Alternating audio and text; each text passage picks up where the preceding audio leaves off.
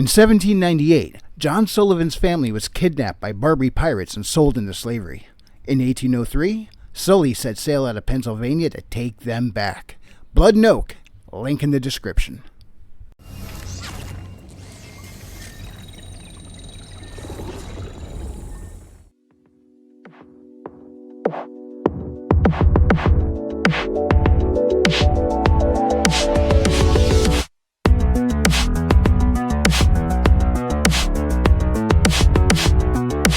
Greetings, salutations, and other big words. My name's Ethan, my handle is Wrangler. Welcome to Frequency Studios.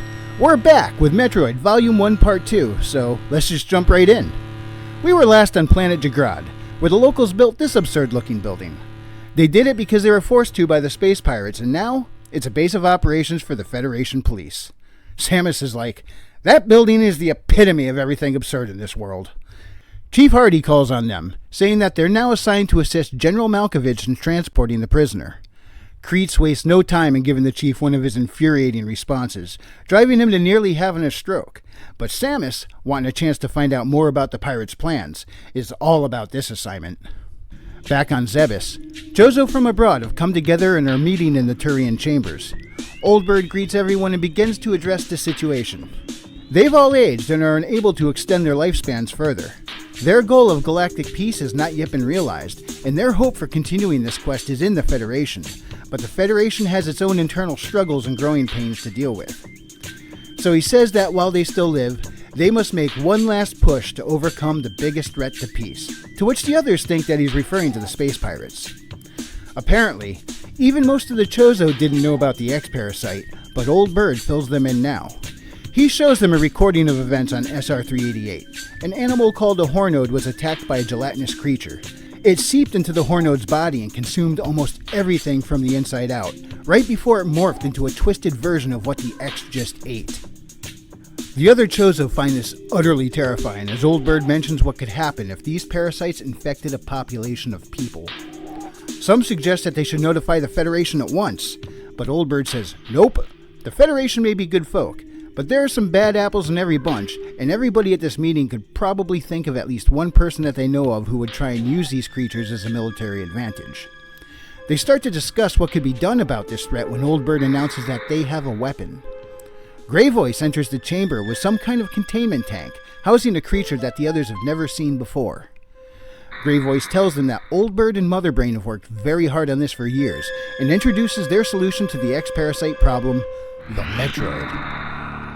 It absorbs energy from its prey and is pretty much immune to physical damage. The X won't be able to infect a Metroid, but Metroids can feed on the X. Pionchi starts checking the critter out. No, Pionchi. Don't get that close to that thing. Don't let anything get that close to that thing. Old Bird says that this Metroid is still just an infant. They need to keep it here for training, and he asks that all lend their effort in accomplishing this, so they can entrust the Chozo will of galactic peace to the Metroids and Samus. This is when the Metroid gets agitated and starts chittering and chirping away. Old Bird wonders what's wrong, then the alarms start blaring. Mother Brain announces that a space pirate mothership has approached the planet, and this thing is using the gravitational field of a micro-black hole to disable Zebes' shields. This is quite a shock to Old Bird because there aren't many folks capable of that kind of technology. So, where did they get it? Commanding this ship is a familiar face. Ridley tells his crew that the shields are broken and to shut down the black hole before they wreck the entire planet. Isn't this fantastic? A guy like Ridley with a gadget that could break planets by accident. Because that's just what this universe needs. He orders his crew to stick to the plan, and they get to work. Back on Ch6, General Malkovich and Chief Hardy are interrogating the lead pirate that they captured as Samus, Malk, and Kreitz stand by. The pirate hasn't yet said a word, but Chief Hardy's frustration finally causes a chuckle to break his silence. He decided not to stop with just a laugh, and the prisoner who wouldn't utter a syllable suddenly wouldn't shut up. How about some respect? I'm the first space pirate you've ever gotten to interrogate, so this should be on a bigger scale. Samus is already getting fed up with his antics, so she steps forward, pounds her fist on the table, and asks, "Is your name Weevil?" Oh, wait, that was my question. For those that aren't familiar, Weevil is a character from Metroid Prime Hunters. He was a former space pirate who got wrecked on Zebes in a firefight with Samus. Other pirates later recovered what they thought was just a body, only to discover that he was still alive, but his injuries were past the point of no return. So the ever-optimistic space pirates thought that this was the perfect opportunity to try an experiment. They took Weevil's brain and spine and installed him into a robotic body, creating their very own bounty-hunting Robocop. Gentlemen, we can rebuild him. We have the technology. Better, stronger, faster. Obviously, this guy isn't Weevil, as he's neither injured nor on Zebes, but he did pop to my mind, so there's a quick explainer for you. Her question is, what was your objective? She says, we're all humanoids, but what you guys have been doing is off the rails, so what were you trying to accomplish? The space pirate gives Samus an incredulous look. We're all humanoids? You think that makes us the same? You're naive. He asks her, how many humanoids live in the Federation, and then points at Malk and says, like that guy. Your people were only recently let into the Federation because you were seen as an inferior species. Then he points at Kreets. Your people were blamed for the species war and still deal with unfair discrimination because of it. Kreets snaps back, what's your point? The space pirate gives his answer through a smug smile. Despite all your claims of cooperation, the Federation is just a puppet controlled by the most elite species. He then looks at Samus and laughs, adding, I guess you were right. We really are all the same. This grinds Kreets' gears, and he's like, don't lump us together like that. We don't go out slaughtering civilizations like you guys did to Samus' people at K2L. The pirate looks back to Samus. There were survivors? That's a surprise, considering how weak and pathetic they all were. You're part of that good-for-nothing lot? This, of course, gets Samus a little hot under the collar. Remember in the previous video when I said that they're similar to a hive mind and take on the characteristics of their leader? Yeah, well, these head games are all straight-up characteristics of Ridley. He loves to pick apart his victims psychologically as well as violently, and his methods are shining through in this guy right here. Malkovich has had enough of the head games and again asks what the objective was. The pirate suddenly goes back to silent and won't give him anything. Malkovich mentions that their operations have been more on the sloppy side lately, and it's almost like they weren't trying to hide their presence. That's when Samus blurts out, it's a diversion. The pirate smirks. He's like, yep, you got me all figured out. It was fun keeping all you idiots chatting, but you took the lure. Chief already asks, if that's true, then what's happening while we're here? That's when a soldier rushes into the room to notify General Malkovich that Zebes has been invaded and the pirates are now in control.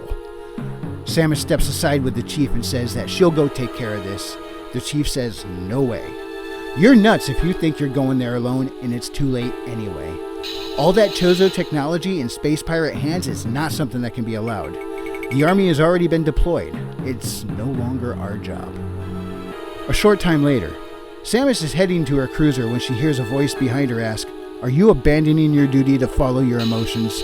She pivots while dropping to a crouch with her arm cannon out to see the face of General Adam Malkovich, who doesn't even flinch. Samus says not to try and stop her. Adam says, you have 48 hours. Huh? He calmly says that the army will foray in 48 hours, turns to leave and adds, that is all. Not wasting any time, Samus enters her cruiser to find Malk and Kreets already buckled in and waiting for her. It takes almost an entire day for her cruiser to travel from Jagrad to Zebes, and the sight when they get there is an unnerving one. Most of the surface structures were in ruin, and there was little evidence that the Chozo even tried to fight back. They come across a body that takes them a moment to identify as a space pirate. There's no sign of any physical damage, yet he was just a lifeless husk. Malk notices an odd smell about it that he doesn't recognize. And let me take a minute to point out that there are some differences here from the space pirates that we've seen before. His snout is more of a beak. He has feathers, and instead of a fin on his head, there's a plume. Samus and the others at first glance even thought he might have been a Chozo. Samus notices something out of the corner of her eye. Then her head snaps up as she realizes that it's Pionchi. But some space pirates spot them and open fire. Pionchi hops to a cave entrance. Samus tells the others to follow, and they all slip into the cave. The pirates come in after them, and here we can see what I mentioned earlier about the changes in the space pirate bodies with these two standing side by side. They both have those crustacean-like claws for hands, but one now has avian features. Not yet familiar with this world, They rush into the cave and run beneath some critters perched on the ceiling. They're called Scree, and they dive bomb threats that get too close to their nests, with fatal results. Samus uses this moment to remind the other two that this planet has predators unlike anywhere else in the galaxy. They continue through the tunnel to a worked area, and this area leads to a communications room. Samus turns on the terminal and a hollow screen activates, playing a message from Old Bird. The recording tells them that the space pirates have taken over, and their goal was to Chozo knowledge and technology. They were overwhelmed, and Old Bird even considered detonating the entire planet to stop the pirates. But the pirates were a step ahead, and this wasn't possible. The Chozo retreated within the planet, but their remaining concern was for the Metroid. Bird explains that the Metroid was designed to be a force for good, but things did not go as anticipated, as they discovered they had enemies other than the space pirates. Old Bird asks whoever may be watching to bring this message to Samus Aran. Their plans for the Metroid did not come to pass, so now the only one to inherit the Chozo's will is her. He advises the Watcher to leave this planet quickly, then ends the message. But Samus has gotten quite good at not following instructions, and they make a plan. Malk and Creech will follow Pionchi to the Chozo for a rescue mission, while Samus will make her way to Turian to take back control of the planet's systems. She picks up Pionchi to give him a hug and tells him to take care of the other two. Creech is like, "We have to take on a pet as extra weight?" Samus says that Zebes is a very dangerous planet and Pionchi lives on it. Following him will keep you alive. Now, let's finish the mission.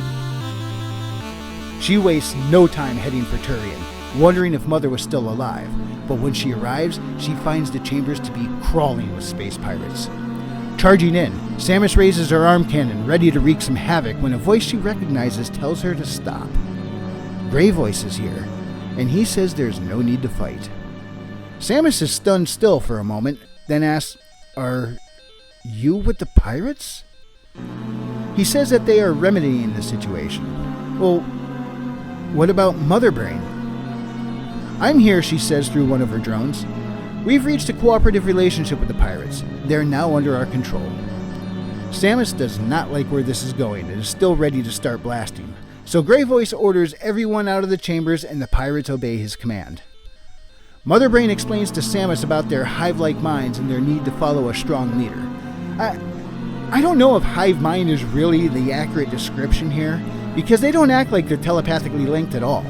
They seem to have a heavy degree of individuality, so perhaps hive coherency would be more accurate.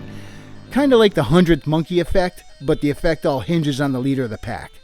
I don't know, but before I go running down the rabbit trail of speculation, back to the story at hand. Grey adds that Mother is now at the top of the hierarchy, therefore Grey is seen as a master as well. Samus is like, "Are you nuts? Do you know what these guys do? Where are the others? Let them go." Mother Brain says that the Chozo's time is at an end. "All their knowledge and culture is within me, so they are now obsolete. I can bring peace to the galaxy by assuming control. The space pirates are the perfect force. Under my direction, they will restore order to the galaxy, and with your power added, we will build a new age." It won't be long before I, beautiful goddess that I am, become queen of any old land.